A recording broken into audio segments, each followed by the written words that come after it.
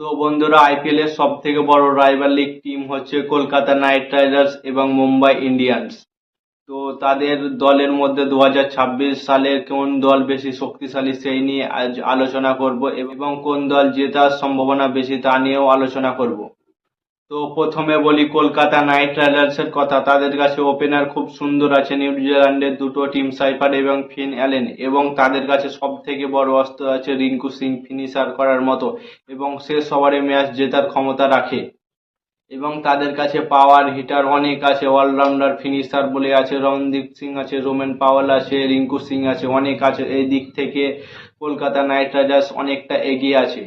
এবং যদি মুম্বাই ইন্ডিয়ান্সের দেখি তো রোহিত শর্মা এবং ডিকক, এরা দুজনে ওপেনিং করবে এবং তাদের কাছে একজন বড় মাপের প্লেয়ার হচ্ছে রোহিত শর্মা এবং তাদের অলরাউন্ডার আছে হার্দিক পান্ডিয়া, ডেঞ্জারাস ব্যাটিং। এবং কলকাতার কাছে বড় শক্তি আছে বরুণ এবং নারায়ণের সেই মাস্টার স্পিন, তার কাছে সমস্ত টিম হার মানবে।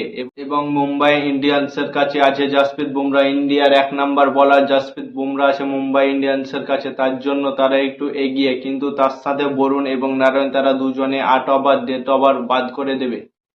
তো এই দুটো দলের যদি কম্পিটিশন করি তো কলকাতা নাইট রাইডার্স একটু এগিয়ে আছে অলরাউন্ডার এবং ফিনিশের দিক থেকে, কিন্তু বোলিং হিসাবে মুম্বাই ইন্ডিয়ান্স অনেক স্ট্রং আছে, তাদের কাছে জাসপ্রীত বুমরা আছে। তাই তো ম্যাচ জেতার সম্ভাবনা, বেশিরভাগ সম্ভাবনা কলকাতা নাইট রাইডার্সের, কারণ তারা সব সময় ম্যাচ ঘোরানোর মতো ক্ষমতার এবং ফিনিশার রিঙ্কু সিং আছে তাদের কাছে।